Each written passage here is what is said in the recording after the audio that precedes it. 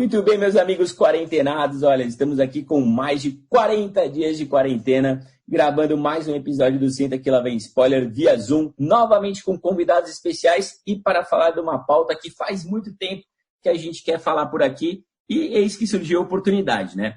A gente vai falar sobre o presente e o futuro do cinema brasileiro. Porra, Dadinho, chega assim na minha boca, meu amigo. Quem falou com a boca tua, rapaz? Quem falou com a boca tua, cara? Qual é, Dadinho? Dadinho é o caralho, meu nome agora é Zé Pequeno, porra. E estamos aqui na nossa salinha do Zoom, eu vejo já as telas, vejo as pessoas animadas, vejo algumas latinhas de cerveja sendo abertas, tem gente ali também com uma groselinha. E vamos apresentar os convidados, né? Temos aqui Rafael Prada. Fala, Xoxa, Cunha, Dani, prazer estar com vocês de novo aqui. Obrigadíssimo pelo convite. Vamos falar um pouco mais hoje sobre o nosso cinema, não só das telas, mas pelo que está atrás delas também. Obrigado de novo, vamos em frente. Muito bem, Rafinha. Temos também Dani Blasch. E aí, senhores, mais uma vez, obrigado pelo convite. E é um prazer, até porque isso aqui não é um programa, isso aqui, para quem não sabe, quando a gente se reúne, é um enorme prazer de diversão, porque só tem gente muito divertida aqui. E é isso, eu espero que esse programa agrade todo mundo agora. E é claro que temos também ele, o nosso oráculo do conhecimento cinematográfico, Rodrigo Cunha. E aí, Cunha? Salve, salve, galera! Como é que vocês estão? É um prazer estar aqui novamente para a gente falar aí sobre o nosso cinema nacional. E fica aquela pergunta, o que é o cinema nacional? O que é isso, cara? Que diabos é o cinema nacional? Vamos tentar falar um pouco sobre isso aí, né?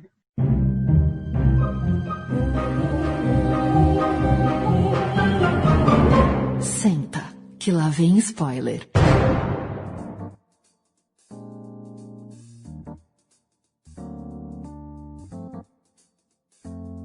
E eu queria perguntar aqui para os nossos convidados mais do que especiais, que já fazem parte da família Senta Que Lá Vem Spoiler, o seguinte.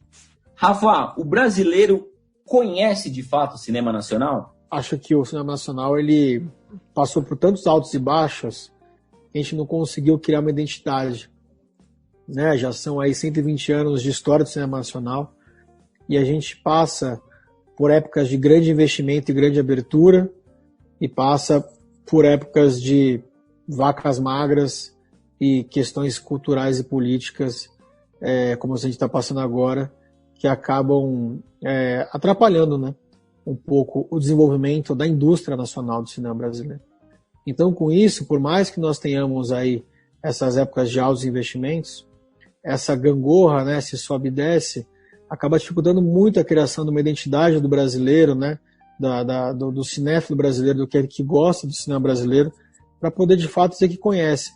Eu mesmo aqui na nossa conversa prévia, né, a gente falou sobre conversar um pouco do cinema nacional depois da retomada, né, que vem da década de 90 para cá, mas existe uma grande história de 90 para trás, né, e que não é que a gente não valoriza. Eu acho que é justamente por a gente não ter essa identidade, por a gente não ter construído essa estrutura da indústria nacional do cinema brasileiro, é que, infelizmente, a gente pode dizer, pelo menos para mim, que o brasileiro não acaba não conhecendo os seus grandes nomes, seja em termos de direção ou de produção mesmo de grandes obras, né? Eu imagino que se você fizesse uma pesquisa nacional perguntando quem foi Glauber Rocha, quantos por cento do país você acha que teria uma ideia de quem foi o Glauber Rocha? Eu acho que menos pessoas conheceriam o Glauber Rocha do que conhecem, enfim, cinemas, filmes e diretores que a gente nunca ouviu falar da Netflix, por exemplo. Eu acho que o Glauber Rocha é um cara que ficou aí 20, 30 anos na nata da direção brasileira, fez filmes como Deus e o Diabo na Terra do Sol, que foi indicado ao Festival de Cannes, por exemplo, fez Terra em Transe, outro que também foi indicado à Palma de Ouro. Ou seja, é um cara que não é só um diretor, ele foi o diretor durante muitos anos, né? E foi o que a gente falou, por uma falta de estrutura, investimento, de base mesmo, acho que pouquíssimas pessoas têm ideia ou noção do tamanho que o Glauber Rocha tem dentro da história do cinema nacional. O Dani, e aproveitando esse tema também, você acha que o cinema brasileiro, o grande cinema brasileiro, o cinema dos grandes diretores, indicados a prêmios, né, que são destaque não só no Brasil como no mundo inteiro, eles estão restritos a uma bolha de cinéfilos e a uma bolha de acesso cultural? Ou isso não tem a ver com o acesso, tem a ver com o gosto, e o gosto não tem classe? Conhece, eu acho que não é só uma bolha, não. Eu acho que esses últimos filmes que explodiram de audiência, ele consegue ir além. O que eu acredito é que as grandes salas que transmitem os filmes, eles precisam desses filmes para recuperar o dinheiro, para ganhar o dinheiro, que na verdade eles ganham muito dinheiro com a pipoca, então levar as pessoas para verem esses filmes. Então eu acho que esse é o ponto. O cinema brasileiro precisa desses filmes para as pessoas verem que, tem coisa boa aí e que podemos dar mais espaço para eles. Hoje, só não é mais conhecido porque, justamente, como não dá muita audiência, fica restrito a pequenos clubes, vamos chamar assim, de cinema. São cinemas, cineclubes, praticamente. Os demais não, porque não dá retorno. Agora, quando aparece Minha Mãe é uma Peça ou os filmes do Hassum, que aí levam gente, aí eles ganham sala e aí as pessoas vão ver, até porque são filmes, claro que eu vou falar, são filmes que já são dublados, né? Claro, uma piada. Filmes que não precisa da dublagem, não tem legenda, então já é dublado, e a maior parte consome filme dublado. Cunha, a gente viu recentemente, né, bem no comecinho de 2020, antes de toda essa loucura da pandemia, que A Minha Mãe é uma Peça 3, cara, edição do filme com Paulo Gustavo, que eu acho divertidíssimo, arrecadou quase 145 milhões, cara, um recorde de arrecadação na história do cinema nacional, velho. E na época que ele estava em cartaz, até recentemente, ele estava campeão de bilheteria aí, arrebentando. Cara, você acha que esse sucesso das comédias em geral que a gente tem no cinema nacional é porque o brasileiro gosta de humor, o brasileiro gosta de dar risada, talvez tenha uma certa dificuldade com filmes mais cabeçudos? A que você deve, cara, um tamanho sucesso de um filme desse e outros filmes como, vamos citar o Bacurau, né, que foi um tremendo sucesso também no ano passado, ficar restrita a um nicho tão específico? Mas gostaria também de falar que a questão aí do conhecimento, né, de outros filmes que não filmes de comédia, né, você mencionou aí, Sansa, Bacurau. Eu acho que no Brasil também falta uma coisa de incentivo, tipo uma premiação, uma coisa do gênero. Né? A gente vê que os festivais... Tem Gramado e tal, mas assim, a gente vê que o Festival de Gramado e outros festivais são circuitos muito fechados. Né? Eles não é um Oscar da vida, uma coisa do gênero, que fomenta demais a indústria. Né? Toda vez que tem distribuidoras, inclusive no Brasil, que só compram filmes, e aí saindo um pouquinho do cinema nacional, que só compram filmes para exibir no Brasil, sejam italianos, franceses, se o filme recebe uma indicação ao Oscar, por exemplo. Né? Então, você consegue um spot ali. Então, aqui no Brasil, a gente tem diversos, né, problemas, mas eu vejo como bem positivo esses filmes aí de comédia que estão aí. E Bacurau, cara, a gente fala que fez muito sucesso, realmente fez, mas ainda assim, como você estava falando aqui, na hora que você perguntou aqui pro Dani sobre a bolha, é um filme de bolha. É um baita filme de bolha. Né? A gente sabe muito bem, quando a gente discute com pessoas, muita gente olha, Bacurau, nunca vi isso é bom, todo mundo fala disso, e não vai além disso. Né? E é um dos maiores filmes feitos aí ultimamente. Né? De fato, a gente passa por essa falta, né, de grandes eventos aqui no Brasil do ponto de vista audiovisual, e acho que a gente pode pegar isso como um gancho, né, também dizendo um pouco do que o Dani começou, falando um pouco das grandes comédias, que a gente precisa mesmo ter esse tipo de filme, e eu concordo com ele. A gente tem que ter, sim, esse tipo de investimento em cinema nacional, porque faz parte. A gente cansou de passar tardes e tardes vendo besterol americanos quando a gente era jovem, e a gente foi consumista voraz desse tipo de conteúdo. Então acho que tem que ter, não é meu preferido, mas acho que tem que ter sim. São grandes comédias, o Hassum é um baita ator também, a gente não pode deixar isso de lado, ficou fortão agora. Então né? Ou seja, agora ficou o pacote completo agora. Então assim... e a gente passa muito por uma questão de investimento. Vou voltar um pouco no que a gente falou aqui. A Ancine, que é uma agência reguladora hoje do nosso cinema, né? Ela é um agente que pode trabalhar do ponto de vista político para que a gente possa estruturar melhor, eu acho que políticas públicas de acesso ao cinema mesmo, né? Para que a gente possa, de repente, conversar sobre Bacurau, como o Coelho comentou aqui, e não passe só de um Putz, é verdade, né? É um filme bem legal. Mas, você assistiu Bacurau, assim? Ou é só mais um daqueles filmes cults brasileiros que vai ficar aqui na nossa bolha e não vai chegar no grande público, sabe? Por mais que ele tenha uma premissa super simples do ponto de vista de execução, né? Um povo rural isolado sendo utilizado como alvo por um bando de maluco. Cara, tem milhares de filmes americanos que usam a mesma premissa, né? E por que o nosso ninguém assiste? Então, acho que passa um pouco por isso, por esse investimento também, porque hoje a gente pega a Ancine, por exemplo, o dinheiro que a Ancine tem, ela fica muito, muito preso a escolhas editais, investimentos, produção, distribuição, mas a gente não cria esse público, né? A gente não cria essa cultura do cinema, do audiovisual no Brasil. Então, a gente acaba sendo um pouco privilegiado nesse ponto, entendeu? E por isso eu acho que passa também por esse ponto de a gente não ter festivais, né?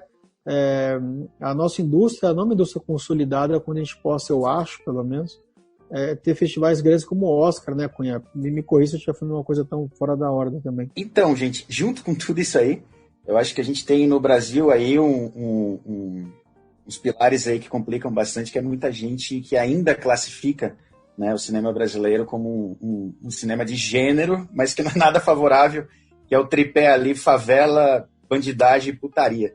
Muita gente olha por essa ótica, e é isso. Filme nacional é isso aí, não tem nada além disso, é sempre a mesma história. A gente sabe que não é isso, mas tem um problema muito grande aí que faz com que esses filmes eles não ultrapassem essa bolha, né? E o que sai realmente é isso aí, é Tropa de Elite, é Cidade de Deus, enfim. Ô Cunha, você falou desse tripé e tem mais um ponto interessante também. A gente estava falando do Leandro Hassum. Eu lembrei de uma entrevista, acho que foi até para o Pânico que ele deu essa entrevista, que eu achei interessantíssima. Que ele fala assim, o brasileiro, cara, ele não tem saco, ele não tem paciência para ver aqueles filmes que tem aquela gota de água que sai da torneira e pinga e vai até o final e tem o barulho do vento. Então, aquelas cenas longas, aquele filme árido, aquelas paletas, né, estendidas, porque eu acho que também o mundo está numa velocidade tão rápida, né, tão TikTok, digamos assim, que não há paciência para a contemplação, né, e eu vejo muito do DNA do cinema brasileiro na contemplação, né. E aí eu queria até puxar um outro tema, até meio polêmico e espinhoso, que é o seguinte, quando o governo atual, né, brasileiro, do nosso presidente aí, o Jair Bolsonaro, começou, né, a gente teve muita gente falando assim, porra, a verba do audiovisual vai lá pro chão, Lei Rouanet é os cambal, vamos acabar com a mamata e tudo mais. E aí eu queria perguntar para vocês, a gente tem essa esquerda, né, a esquerda muito voltada à esquerda romântica, a esquerda das artes, né, social, do incentivo, e a direita que não liga tanto assim para a cultura e tem outras pautas, por exemplo, a econômica, né? Vocês acham aí que nos últimos 2 anos, né, 1 ano e meio, 2, diminuiu o incentivo à cultura de fato, ou as coisas seguem mais ou menos da mesma forma desde que o Brasil é Brasil?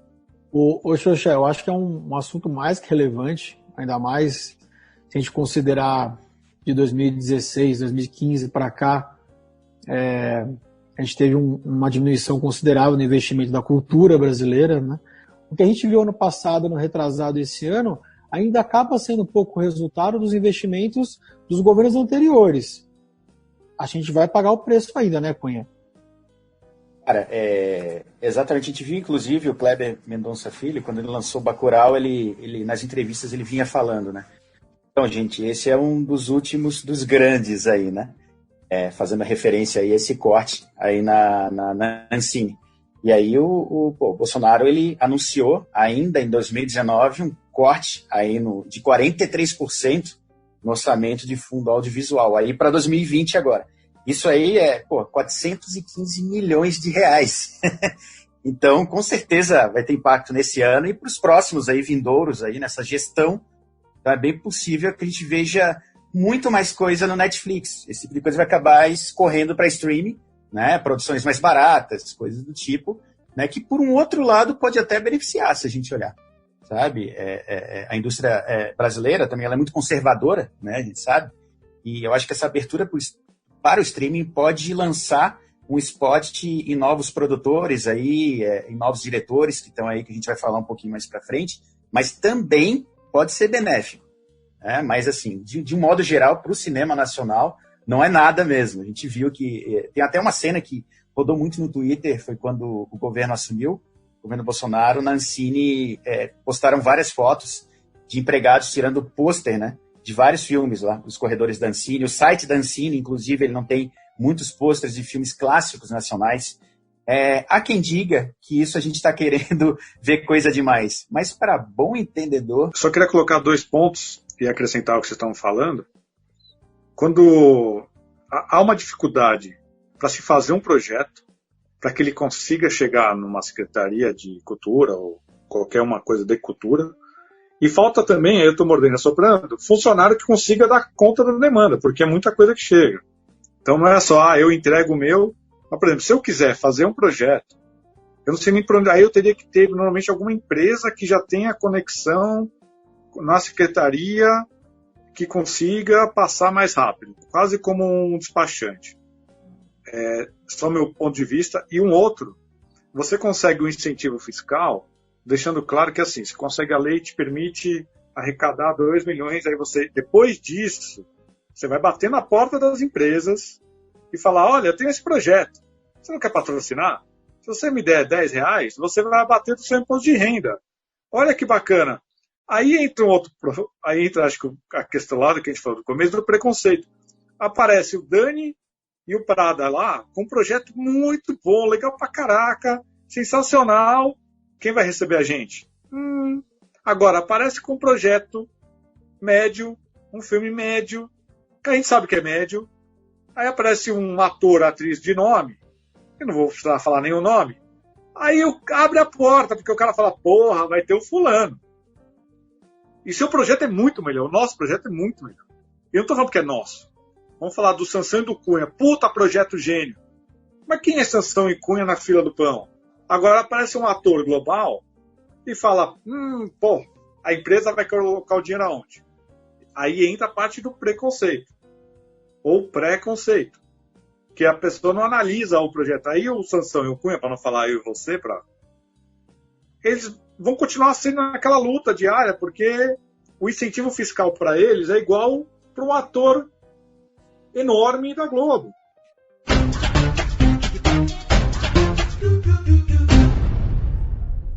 Você e o Cunha, que é uma coisa que me chamou a atenção quando eu vi o primeiro filme da Turma da Mônica, por sinal, o único filme disponível até agora, né? Vamos lá, Turma da Mônica no cinema, por sinal, em 2019, ano passado. Vamos lá, Maurício de Souza Produções, Turma da Mônica, que todo mundo tem um conhecimento da turminha ali, dirigido pelo Daniel Rezende, que já é um diretor que mandou bem em Bingo, era editor de Cidade de Deus, Robocop, parceiraço do Padilha também e tudo mais.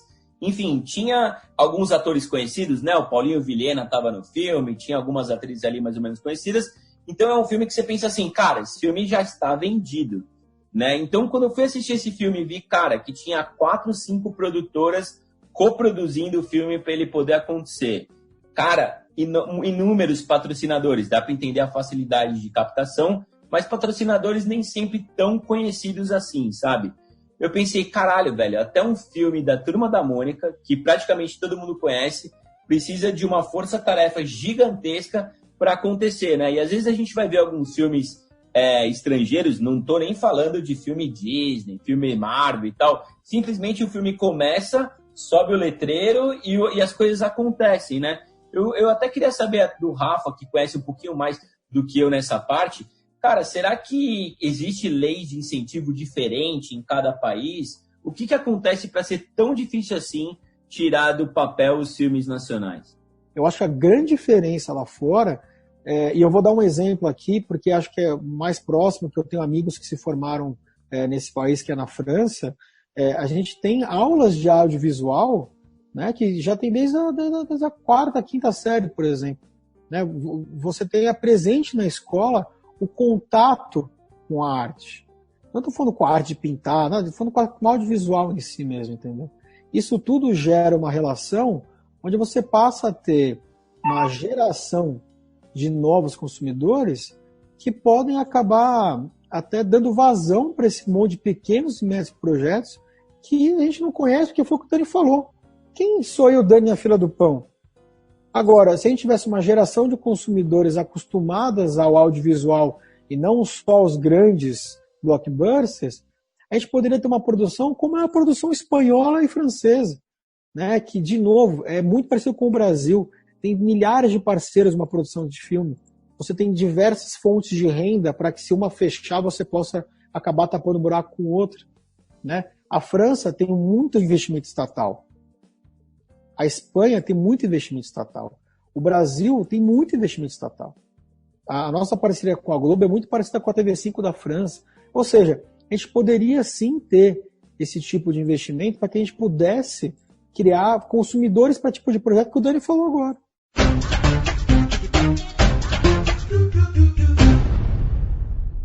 Olha, minha gente, não é todo mundo que sabe, mas eu vou falar aqui, né? O nosso convidado especialíssimo, Dani, trabalha num shopping, né? Aliás, o Dani trabalha em vários lugares, inclusive num shopping, porque a sua loja está no Brasil inteiro. A danibla.com. Uau! Dani, eu lembro que no ano passado, cara, quando eu fui ver Vingadores Ultimato, por sinal, eu fui na pré-estreia do filme, uma quarta ou quinta-feira, 1h da manhã, com torcida, a galera gritando, pipoca pra caralho, uma loucura. Eu lembro que na época Vingadores Ultimato ocupou 80% das salas de cinema do Brasil, cara. Você imagina isso, 80% das salas com talvez o maior filme, a maior bilheteria de todos os tempos, ou uma das 3 maiores, né? Não estou agora com todos os números, mas Vingadores Ultimato eu lembro de ter quebrado recorde em cima de recorde.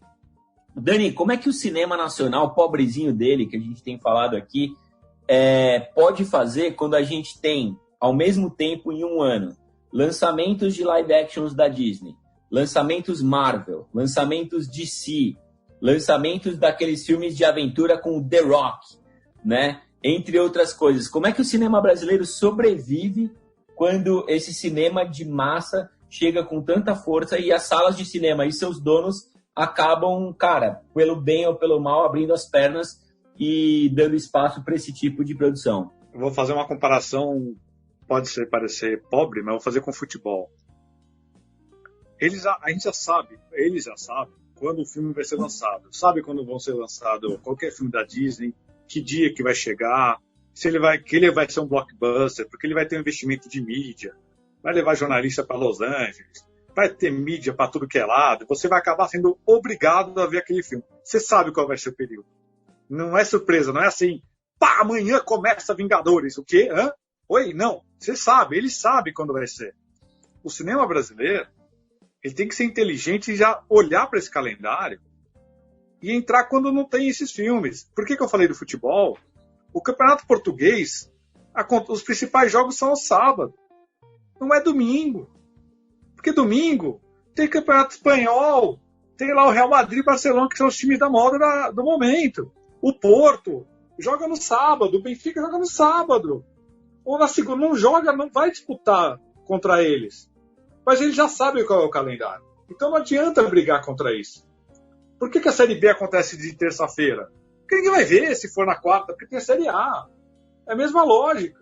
Então eles têm que olhar para isso e pensar dessa mesma forma e falar, olha, não dá para brigar, a gente não vai ter esse espaço. Minha Mãe é uma Peça, se entrasse nessa disputa, provavelmente poderia perder. E olha que foi um sucesso, e olha que o Paulo Gustavo manda bem pra caraca. É divertido.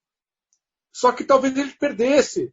Ou ficaria disputando sala por sala com esses filmes que não precisa. A gente sabe, eles sabem quando o filme blockbuster vai aparecer. Que é férias de verão, férias de inverno, é ali.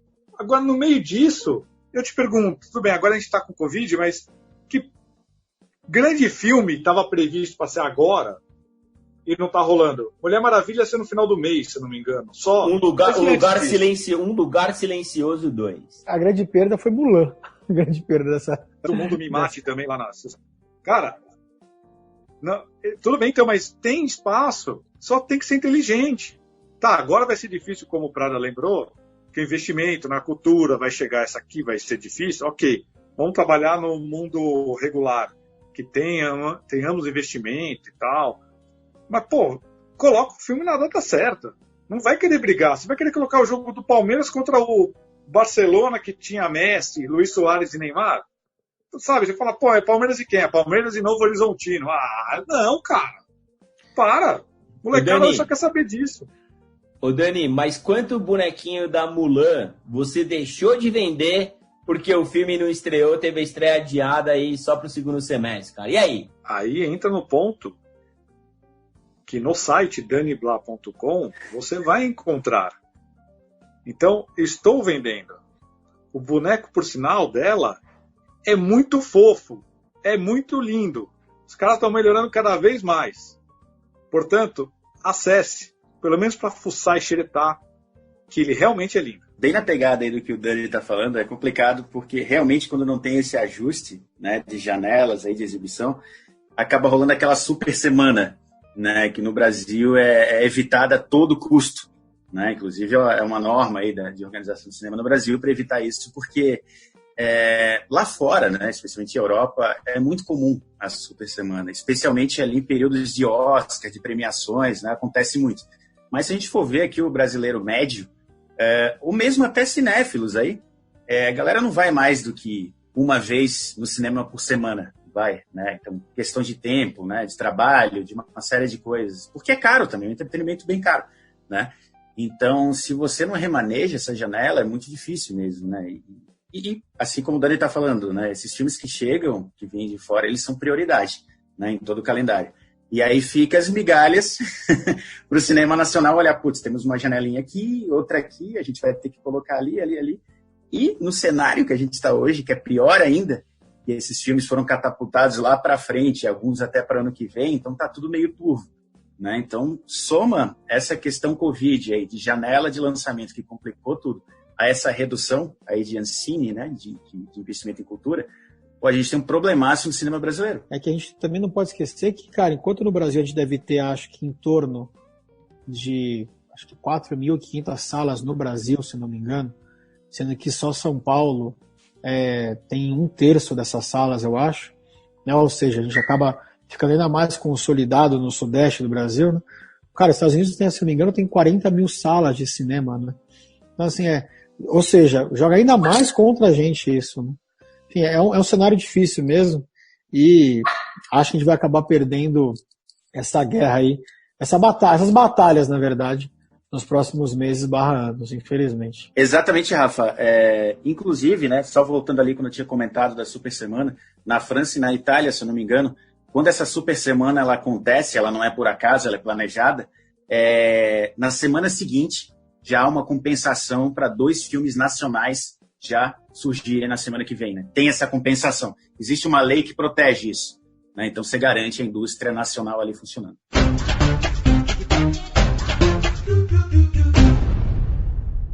Olha, minha gente, o papo tá muito bom, mas falando de cinema nacional, né, gente?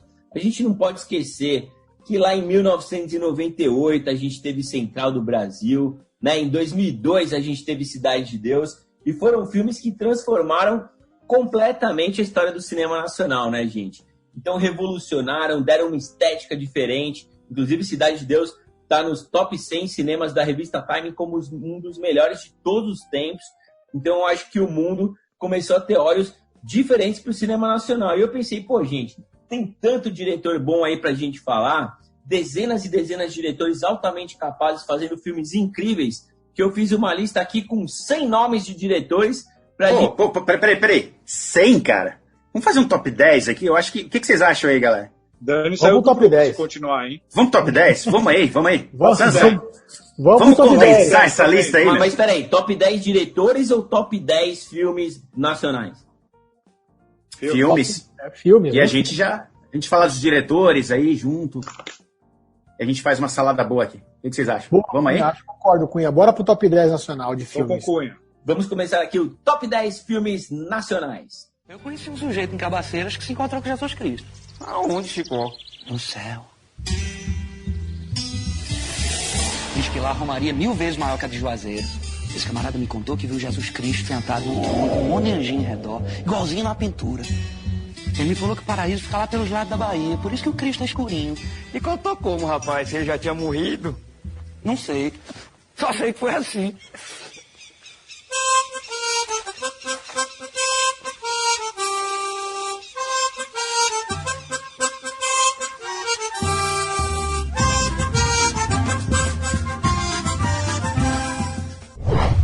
Muito bem, minha gente, em 10º lugar. Xoxá, meu 10º lugar tem Divino Amor, de Gabriel Mascaro. O que eu mais gosto é porque representa um país distópico, religioso, em 2027, mas parece atualidade. Recomendo com muita força, e porque tem a Dira Paz também, uma baita atriz.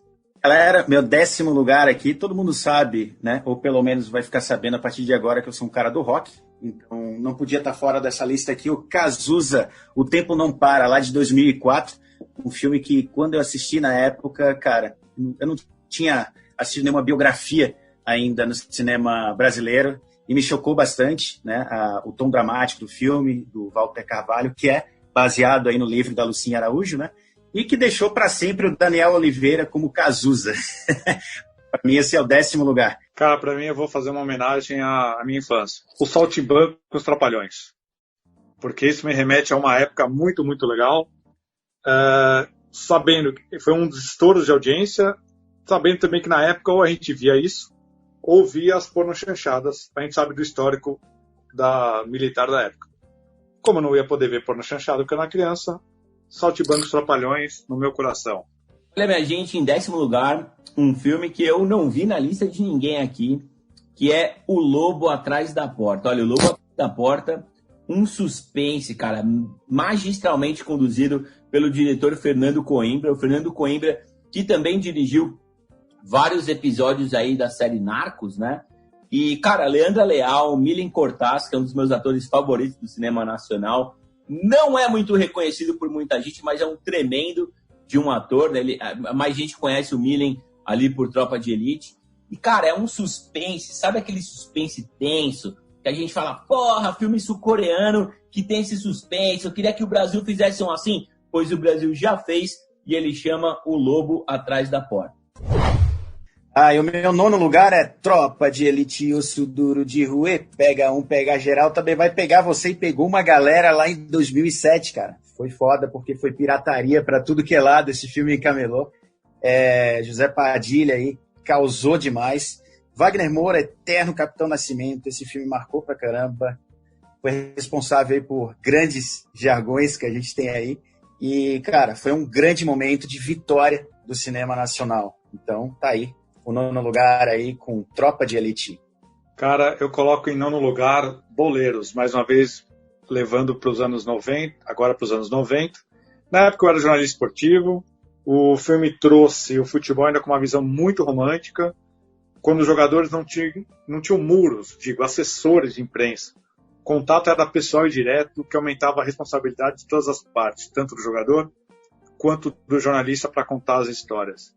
Então, para mim, Boleiros em 9º lugar. Cara, em 9º lugar, velho, eu vou colocar aqui O Homem que Copiava, cara. Olha, O Homem que Copiava é um filme que me marcou demais. Foi através do Homem que Copiava que eu conheci o Lázaro Ramos, que eu me apaixonei perdidamente pela Leandra Leal. Aliás, uma atriz que eu sou um fãzaço, agora diretora também. Dirigido pelo Jorge Furtado, cara. Olha, O Homem que Copiava é aquele filme nacional que muita gente quer ver. Porque ele é o filme malandro, aquele filme que te engana.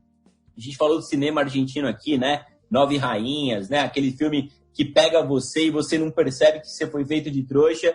O Homem que Copiava é muito sagaz, é muito inteligente. Você termina de assistir, já quer assistir de novo.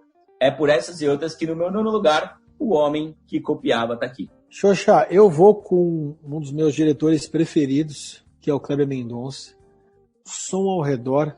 Filme de 2012, 2013, se não me engano, em que ele conta simplesmente como a vida de alguns moradores muda depois que uma milícia toma conta da rua. De novo, né? A gente falou aqui do 10º lugar de Divino Amor, que passa assim em 2027, mas parece tempo atual. O Som ao Redor do Kleber Mendonça, de 2012, 2013. Olha só, parece que nós estamos em 2020. Som ao Redor, Caio Mendonça, meu nono lugar. O oitavo fica com o cara que fez o Castelo Rá-Tim-Bum, Karl Hamburger. E o filme traz para mim a narrativa, eu achei ela muito bem contada.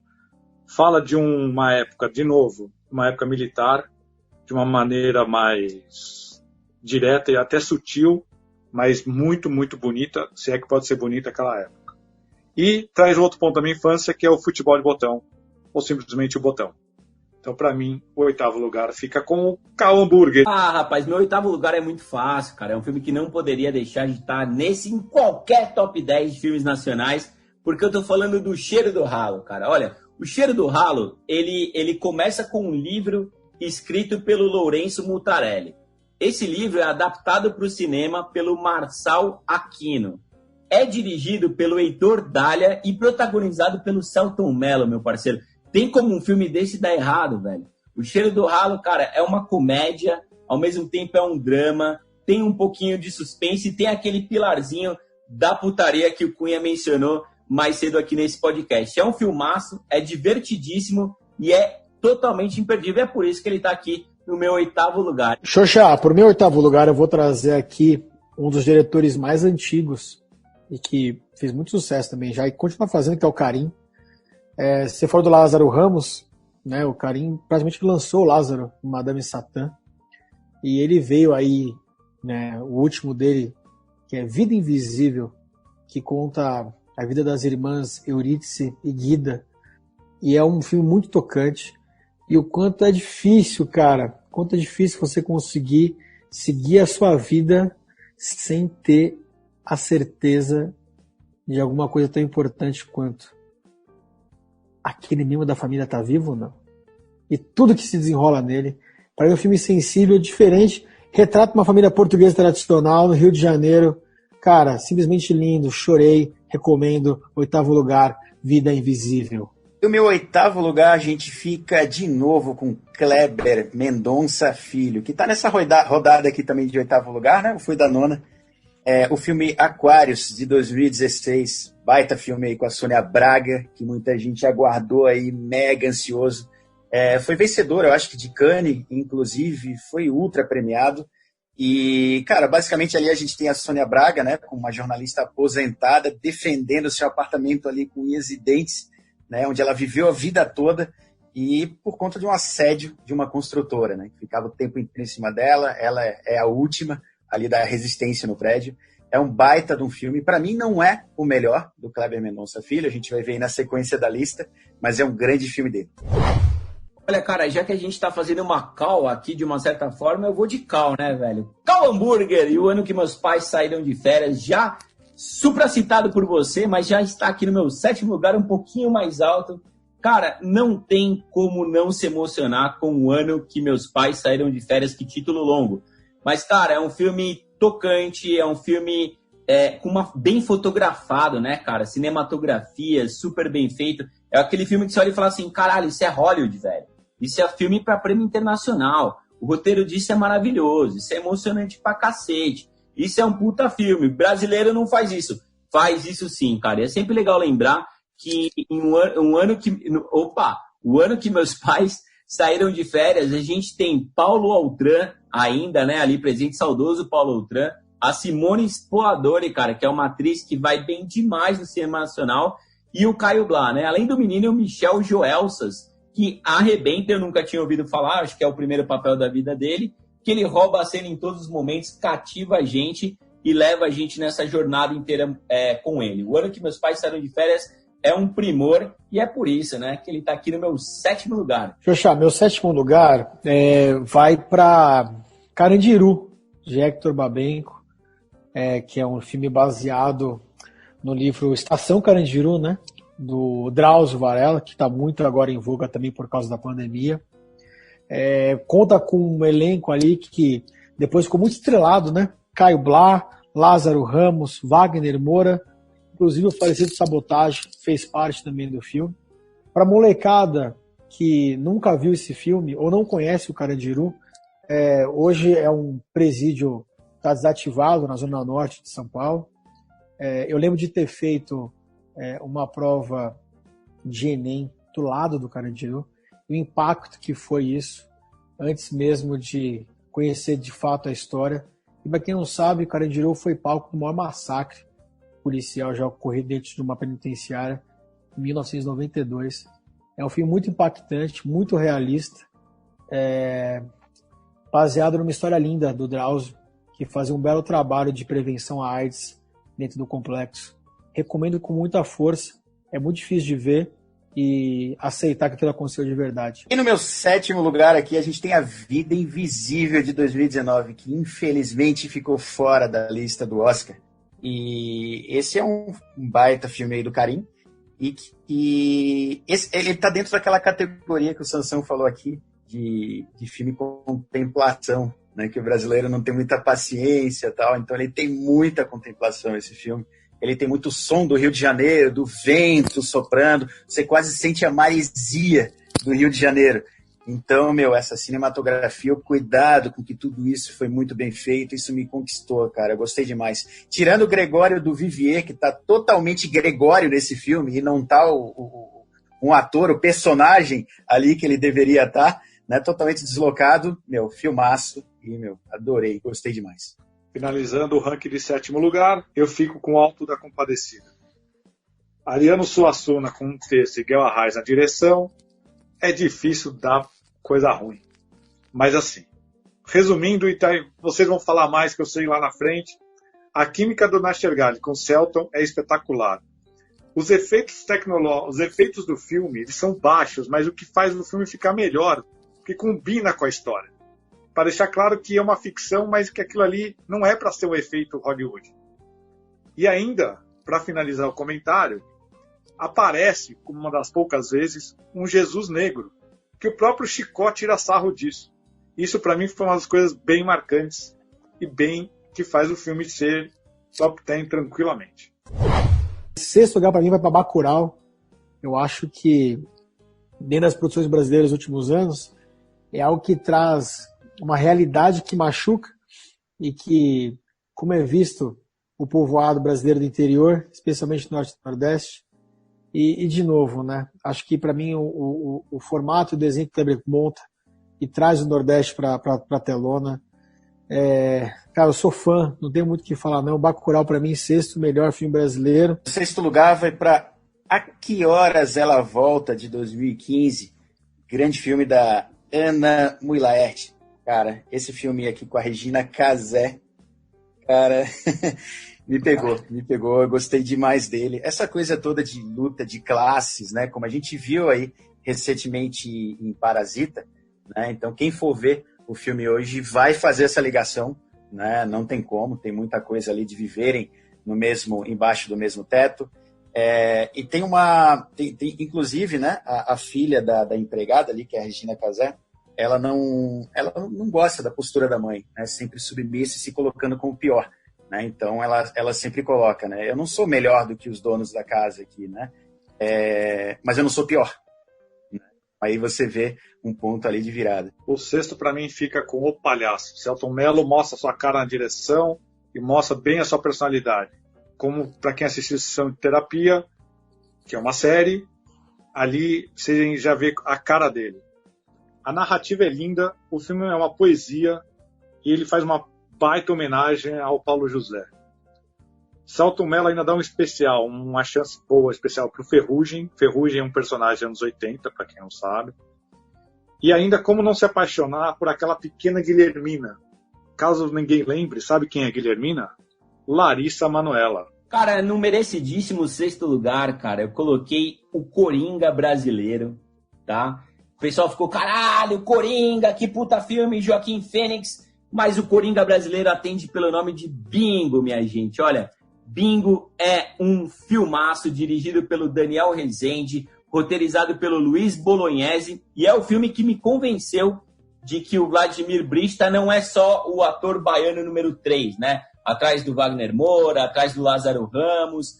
Cara, o Vladimir Brista arrebenta no Bingo, no papel, né? Que seria o Bingo, seria o Bozo, né? Palhaço famosíssimo ali nos anos 80.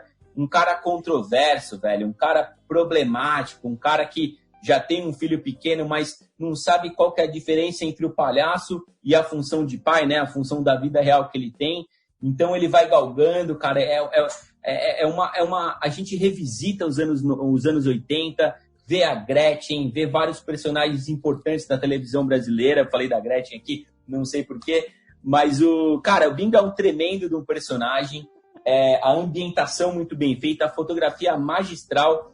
Se eu não me engano, é quase que uma estreia, né, do Daniel Rezende, montador e editor de tanta coisa na direção. E o que ele faz em Bingo, cara, é um primor.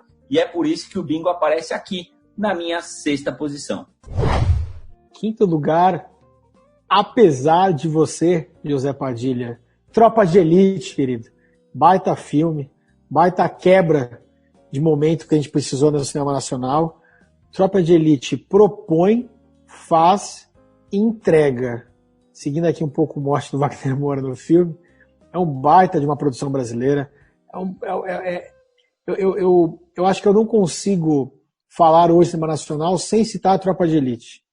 Acabou trazendo pra gente uma realidade que a gente já sabia que tinha na nossa cara e, de novo, assim como Divino Amor ou Som ao Redor, continua cada vez mais atual.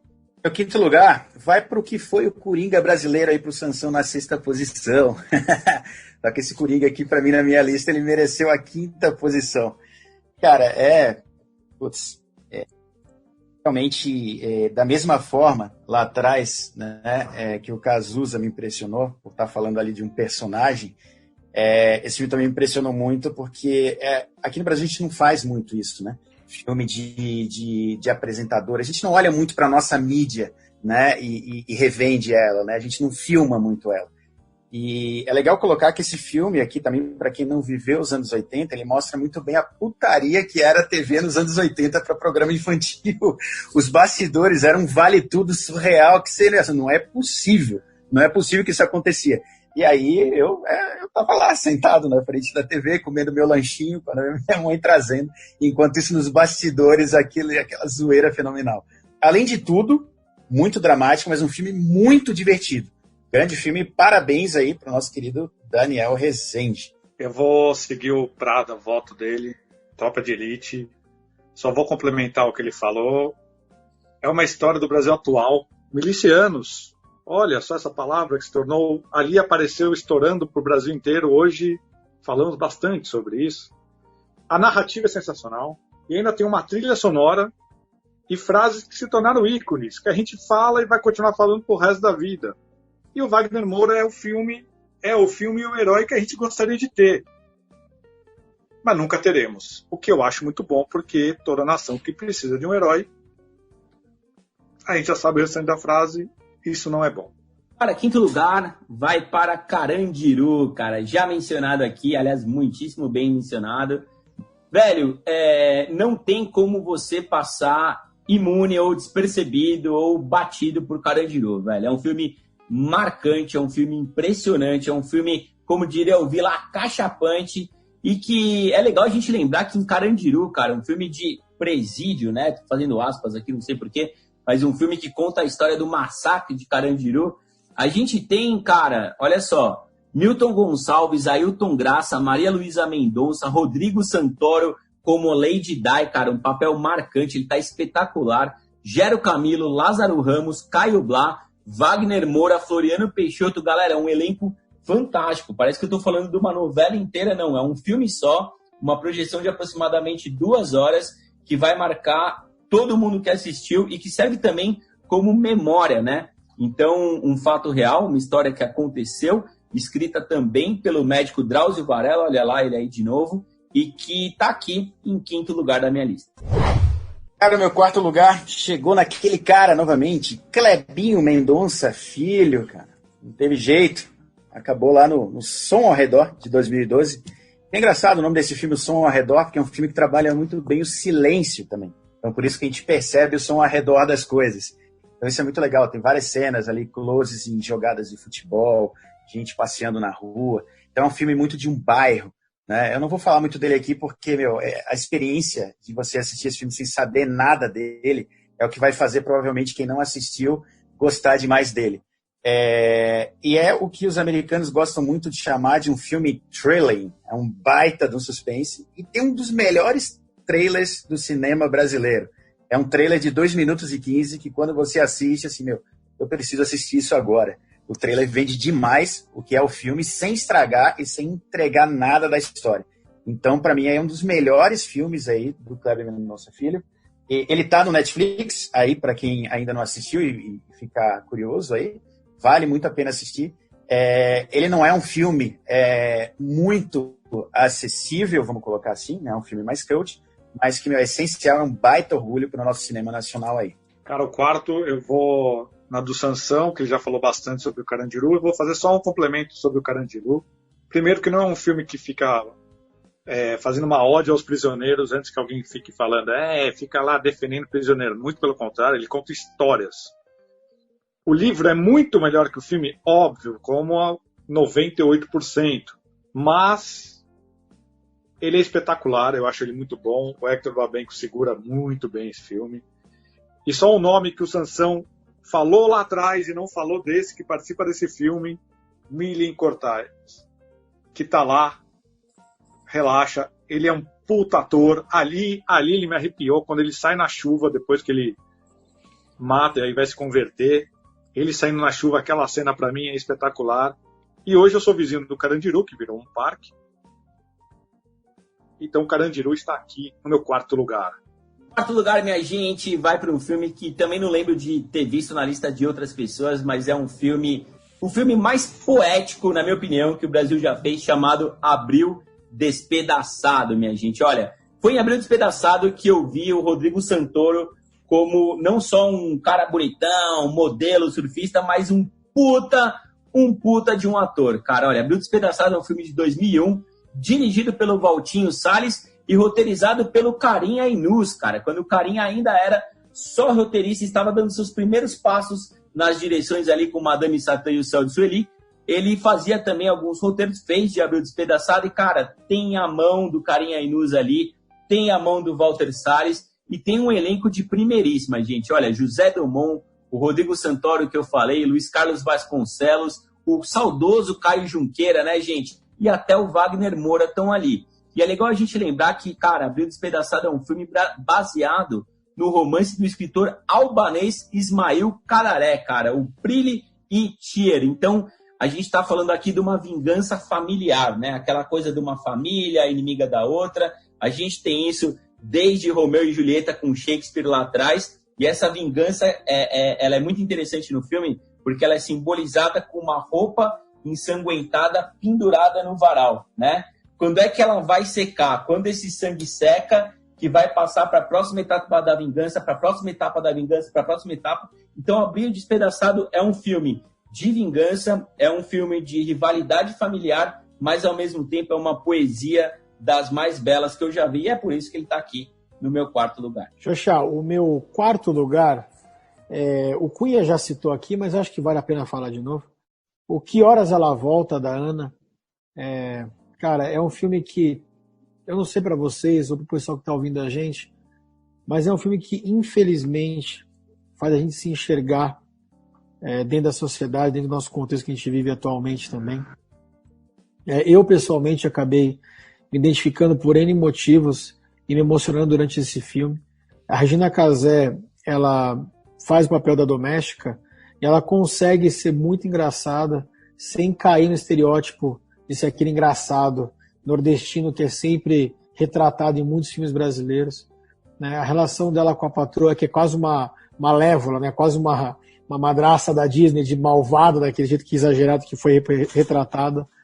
Mas eu acho que Horas que Ela Volta traz muito do que o Brasil, infelizmente, está acostumado a ver e viver. E a forma como foi contado, comédia, drama, misturado, o papel da filha dela dentro do filme traz um impacto muito forte do papel que a mãe dela tem que ter dentro da vida, né? E não somente uma doméstica que tem que aceitar tudo de cabeça baixa. É um filme que toca muito. E esse é meu quarto lugar, Xoxá. Terceiro lugar, para mim, Cidade de Deus. Kátia Lund, Fernando Meirelles, pegando atores que até então ninguém sabia quem era, usando o termo de novo, na fila do pão, quem eles eram. Quem era Leandro Firmino? Quem era Alexandre Rodrigues? Quem era Douglas Silva? A gente não fazia a menor ideia desses nomes. Aparece o Matheus Nastergalli, mas ele faz uma ponta ali. Aparece a Alice Braga, mas também no... quem eram? Eles fazem uma história da favela que vai além só daquele personagem do traficante. Então, que vai além do que a gente chama de o personagem do bem e o personagem do mal. E ainda, como no outro que eu citei, ele transforma dois personagens em ícones que a gente acaba lembrando, que é o Zé Pequeno e o Buscapé. Cara, meu terceiro lugar vai para minha estreia na minha lista de Kleber Mendonça Filho, cara. Olha, foi dificílimo fazer essa lista e eu acabei colocando o Kleber Mendonça Filho, que estava um pouquinho mais embaixo, mais para cima, e ele vem ocupar meu top 3 por um motivo muito simples. Em 2019, o melhor filme e o filme mais marcante que eu assisti foi Bacurau.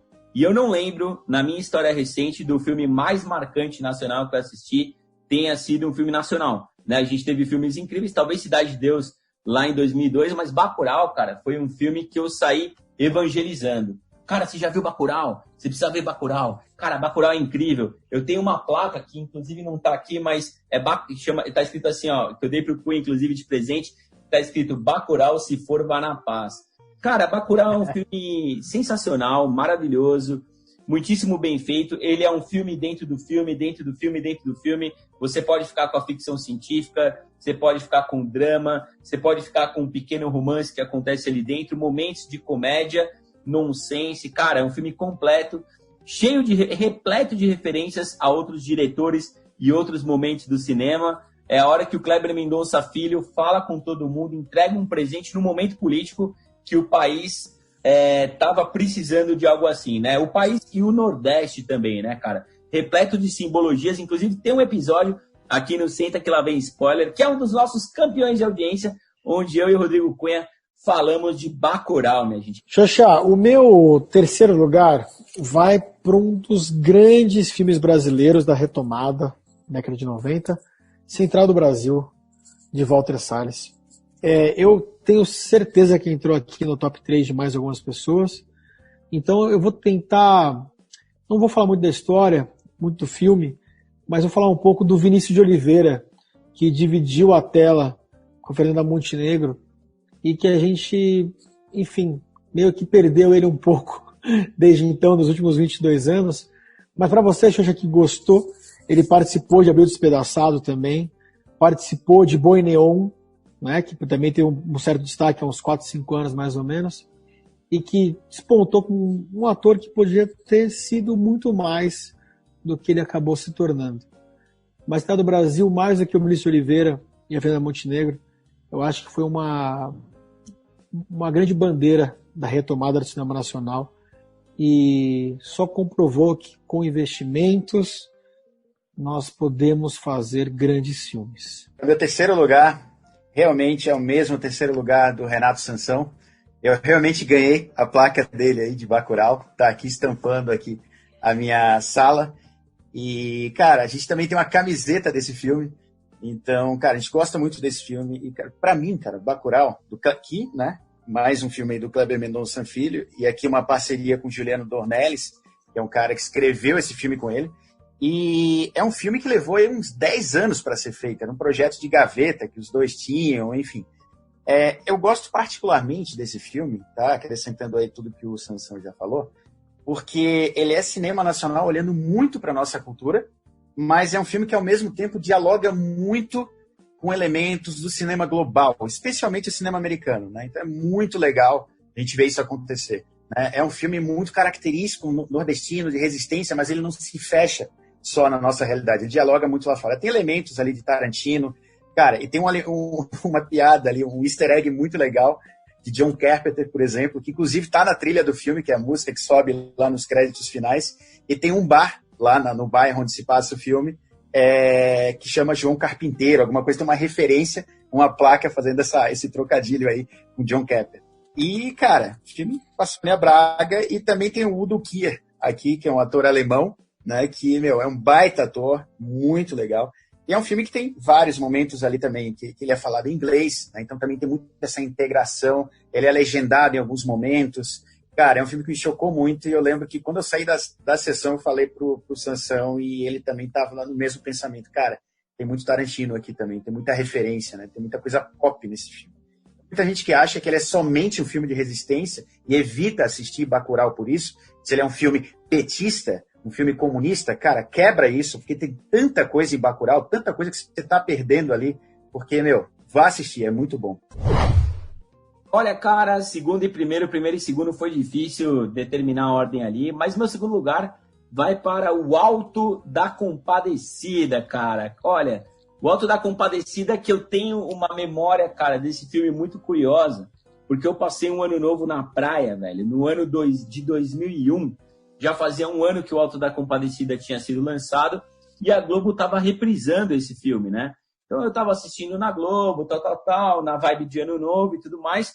E aí, assistindo o Alto da Compadecida, chegou a notícia do falecimento da Cássia Eller, cara. Você imagina um negócio desse? Então, o falecimento da Cássia Eller, não sei se é a maior, mas uma das maiores intérpretes e cantoras brasileiras à época, né?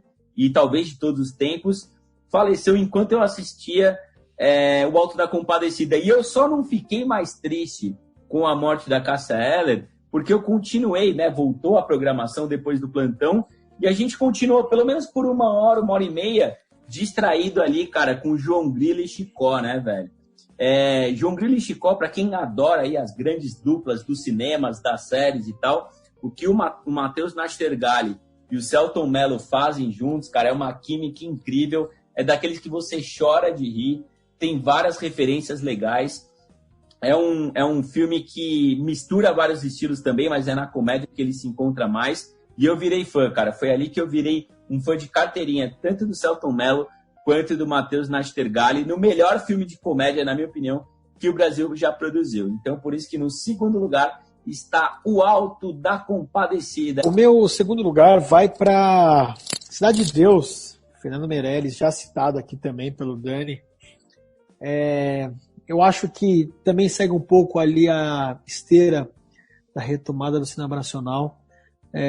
Saiu 2 ou 3 anos depois só, esse tal do Brasil. E eu preciso destacar aqui, 2002 não é o mesmo que 2020. Então, quando a gente tinha uma peça nacional tão valorizada mundo afora nesse setor audiovisual, foi uma grande conquista e um grande sinal de que a gente estava no caminho certo. E eu acho que o Dani já falou muito bem sobre o filme, então eu só vou citar uma curiosidade aqui, o do Daniel Rezende, né, que foi o montador, que fez a montagem, né, de Cidade de Deus. Ele também participou de Diário de Motocicleta, também do Walter Salles. Ele também participou do Ano que Meus Pais Saíram de Férias, do Call Hambúrguer. É um montador tão fodão que também fez Tropa de Elite 2, obviamente, inclusive o filme mais longo da história, The Tree of Life, que é um filme que não acaba nunca, e foi ele que fez a montagem também. Como nem tudo é perfeito, ele fez a montagem de Robocop, né? Obviamente, nós temos que ter uma exceção que confirma a regra. Então, para mim, segundo lugar, Cidade de Deus, que baita filme, baita montagem. Meu segundo lugar está realmente com a melhor comédia brasileira já feita, como já disse aqui Renato Sansão. Não tem jeito. O Alto da Compadecida, de 1999. Lembro bem quando eu passei na frente da locadora lá perto de casa, vi o pôster do filme e aí entrei assim, peraí, o que é isso, cara? O Alto da Compadecida. Aí eu lembro de ter locado o filme por conta do Selton Mello. Né? Aí eu fui lá, assisti e tal, assim, com todos aqui, tive aquela surpresa, ri pra caramba. E tem uma curiosidade legal aí esse filme, né? Ele é dirigido pelo Miguel Arraes, que fez a Lisbela e O Prisioneiro, mas também é um cara que dirigiu aí a Grande Família, né? A série de TV, e também Armação Ilimitada e TV Pirata. O cara não é pouca coisa quando a gente fala aqui em cinema, em comédia, hein, gente? Então não foi à toa que rolou toda essa química, né? É um cara aí que já vem de longo tempo de produções de comédia, e a gente vê que tem uma comédia muito inocente ali, né? Não é aquela comédia mais apelativa que precisa ir para um lado mais pesado. Então é aquele tipo de comédia bobo mesmo, né? Então por isso que ele está aqui no meu top 10, na segunda posição, o Alto da Compadecida. Prada já desenhou bem o filme, Que Horas Ela Volta? E só para complementar o que ele falou, porque ele já falou, mandou muito bem, é uma poesia, na telona, mas ele, acima de tudo, para mim, ele foi um belo tapa na nossa cara de brancos, classe média alta, que muitas vezes a gente esquece de olhar para o lado. Estou generalizando, não estou falando que é todo mundo, mas isso acontece. E a Regina Casé, como a Val, ela é sensacional, mora no coração. Então, segundo lugar, perdendo por pouco pro primeiro e ganhando por pouco do terceiro, mas vai para Que Horas Ela Volta. Eu entendo a decisão do Cunha e a sua decisão, mas, desculpa, não há filme nacional melhor do que Auto da Compadecida. E eu não preciso nem defender. Vocês mesmos disseram tudo isso já. Eu acho que se eu fosse complementar com qualquer tipo de informação o Auto da Compadecida, é que antes dele veio a série, o Auto da Compadecida, 1 ano ou 2 anos antes, que, olha, se não é tão boa quanto, é espetacular. Eu acho que vale a pena quem não viu ainda a série, não o filme, viu a microsérie feita pela Globo. Cara, Diogo Vilela, Denise Fraga, o próprio Celton, Matheus, obviamente, Paulo Goulart, Bruno Garcia, Marco Nanini. Cara, assim, Lima Duarte, Rogério Cardoso. Bicho, pensa numa tropa de elite dos atores da Globo, numa microsérie. É isso. Para mim, Auto da Compadecida, com um grande prazer de falar aqui, em primeiro lugar, é o melhor filme nacional. Cidade de Deus, cara. Aqui foi difícil para mim escapar dele, não teve muito jeito. Eu lembro, né, da história recente do cinema, quando eu assisti esse filme no cinema, aquela cena da galinha correndo, eu olhei assim, caramba, isso é cinema brasileiro, sabe? E aí, cara, que incrível, sabe? Fazia tempo que eu não via uma cinematografia tão bem composta em tela, personagens tão bem dirigidos, né? Uma trilha sonora ali de samba rock muito legal, embalando toda aquela história. Então, cara, Fernando Meirelles aqui, aí é um filme aí que tá, se eu não me engano, no top 50 do IMDb. Top 50 ou top 100, mas acho que é top 50. Baita orgulho, né? A gente tem um representante aí na lista dos melhores filmes do mundo do IMDb. Sabedoria das Multidões, sim. Mas Cidade de Deus, gente. É isso aí, em primeiro lugar. Por algumas razões, entre elas, para mim, é o filme que marcou o cinema nacional como o novo cinema nacional, o Central do Brasil. Disparado. Claro, tem Fernanda Montenegro, que também aparece, lembrando de No Alto da Compadecida. Mas Central do Brasil é o filme que, para mim, ele mostrou uma oportunidade. Ele conseguiu mostrar pra gente que o cinema brasileiro não precisava mostrar peito, mostrar bunda, não mostrou nada disso. Não tenho nada contra a pornochanchada, que teve a sua relevância naquele momento, mas que não dá para fazer comparações com quem está falando, até porque ali tinha uma ditadura militar envolvendo e tal. Mas contou a história simples de um Rio de Janeiro simples. E além da Fernanda Montenegro, que se vocês reverem esse filme hoje, depois de mais de 20 anos, dá para entender que no começo do filme, ela é uma enorme filha da puta, que você quer passar o carro em cima dela e atropelar, e depois você quer dar carona para ela voltar para casa. Então, para mim, além do outro motivo, vou contar rapidinho, que na época, tinha toda um preconceito contra o filme brasileiro, que era ruim, o som era ruim, vamos lembrar disso, o som era ruim. Aí uma amiga minha na época falou, você precisa ver. Eu falei, filme brasileiro, não dá e tal. Daí ela falou, você tem que ver esse filme. Eu fui ver na Augusta, sozinho. Falei, caraca, só porque ela tá falando eu vou ver. E pra mim foi uma quebra geral do que eu já tinha visto até então pra hoje. Só um detalhe, essa menina que falou pra eu ver esse filme hoje é minha mulher. Cocota bota ovo quando balança a bundinha no baile, moleque. Em primeiro lugar é Cidade de Deus, cara. Olha, Cidade de Deus, certamente um dos 10 melhores filmes que eu assisti nesses 36 aninhos. E eu vou dizer aqui pra vocês, olha, gente, se você for na lista do IMDb, no IMDb, Em 20º lugar, a gente tem empatados Parasita, Interestelar, A Viagem de Chihiro, O Resgate do Soldado Ryan, A Espera de um Milagre, A Vida é Bela, Seven, Os Sete Crimes Capitais, Silêncio dos Inocentes, Guerra das Estrelas, Os Sete Samurais, A Felicidade Não Se Compra e Cidade de Deus, minha gente. Olha, 20º lugar, esse filme, aliás, ao lado de enormes filmes ali. O primeiro filme que eu assisti do Fernando Meirelles, cara, que me surpreendeu demais, desde a cena da galinha, ali nos primeiros segundos de filme, né? Aquela câmera na mão, acompanhando a galinha correndo na favela, Dadinho, Zé Pequeno, Bené, Cabeleira, Alicate, Marreco, aquela música do Cartola tocando ao fundo quando você tem a polícia pegando Cabeleira, correndo atrás do carro. São tantas cenas lindas, cara, uma fotografia fantástica, a montagem, como falou o Rafa, maravilhosa do Daniel Rezende, e o Fernando Meirelles brilhando demais com Cidade de Deus, que está aqui no topo, em primeiro lugar da minha lista.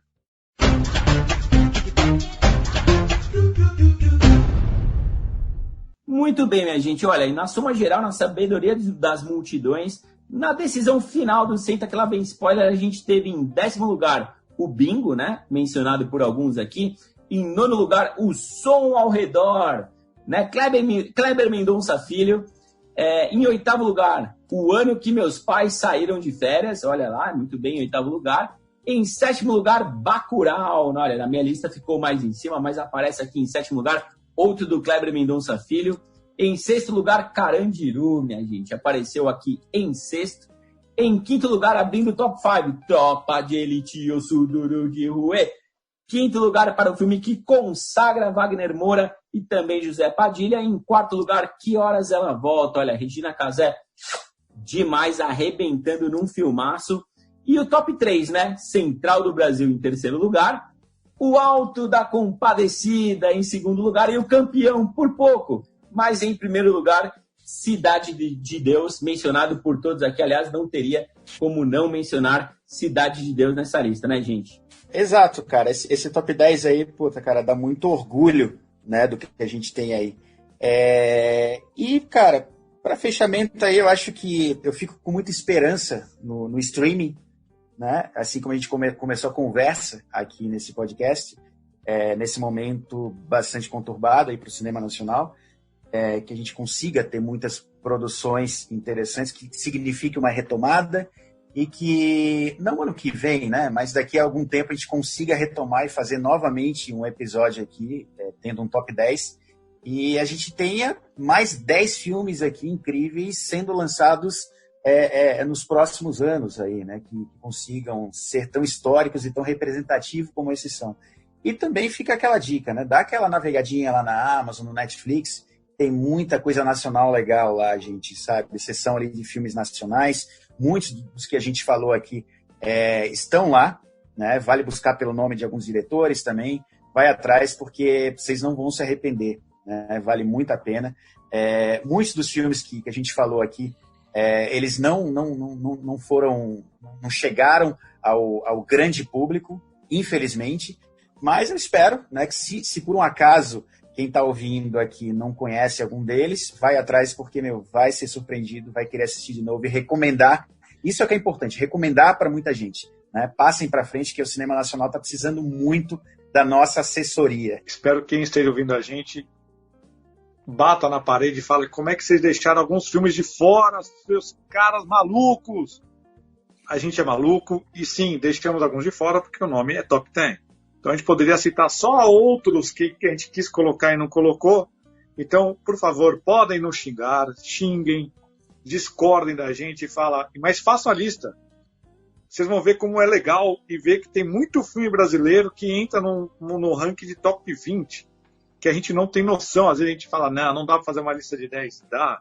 Eu poderia falar filmes que ninguém citou, inclusive eu, rapidamente aqui, ó, O Que É Isso, Companheiro? Bicho de Sete Cabeças, Dois Coelhos, e ainda outros, assim, Dois Filhos de Francisco, um filme lindo. Esqueça se você gosta ou não gosta do cara, dos cantores.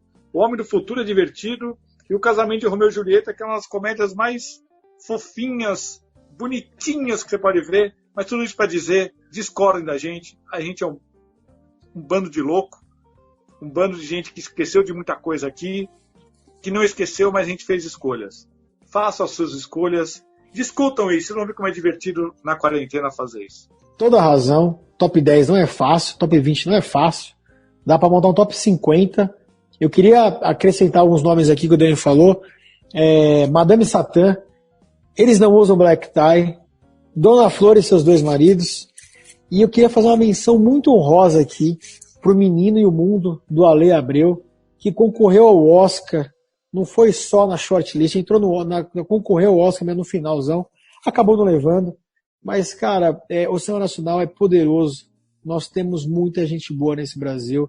Eu queria agradecer de novo aqui o Xoxa e o Cunha pelo convite, porque a gente pôde falar não só do final, que são os filmes, final, que são os curtas, final, que são as animações, mas também de um pouquinho do que tem por trás e do quão difícil é seguir em frente com a produção do audiovisual no Brasil, ainda mais em tempos como estes que nós estamos vivendo agora. Olha, é isso, né, minha gente? Se você gosta do Wagner Moura, você gosta do Lázaro Ramos, você gosta do Celton Mello, você gosta da Fernanda Torres, da Fernanda Montenegro, tem muitos e muitos outros tão bons quanto esses em inúmeras produções nacionais. A gente trouxe aqui um top 10 nosso, né? Como o Dani falou, restrito a nossa cabecinha, a nossa bolha aqui, mas a gente tem certeza que tem muitos top 10 aí pelo Brasil afora, inclusive com novidades que a gente quer ouvir de vocês, né? Nos comentários aqui das nossas redes sociais, para a gente poder conhecer ainda mais produções nacionais, né? Tanto na TV, nas plataformas de streaming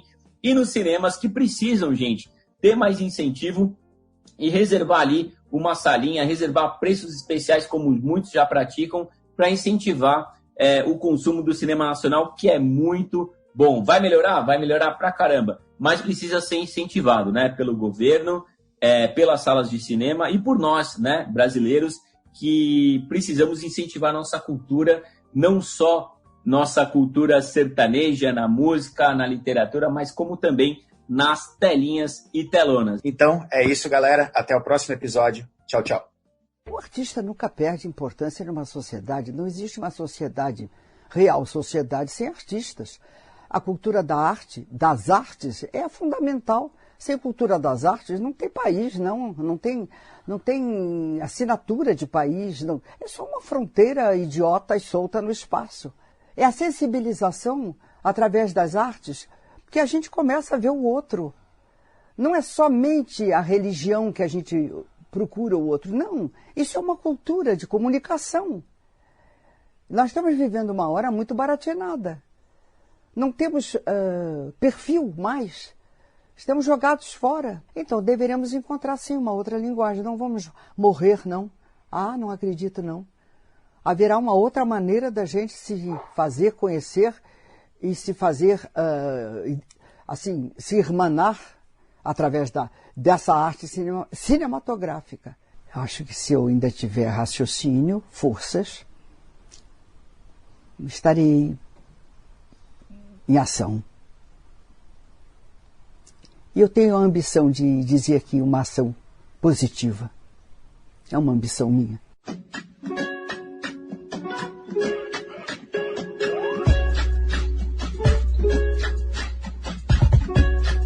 O que é o Senta Que Lá Vem Spoiler, cara? Olha, o Senta Que Lá Vem Spoiler, Sansão, é um podcast dos nerdicitários, começa por aí, chamado... Um deles é o Rodrigo Cunha e o outro cara é o Renato Sansão.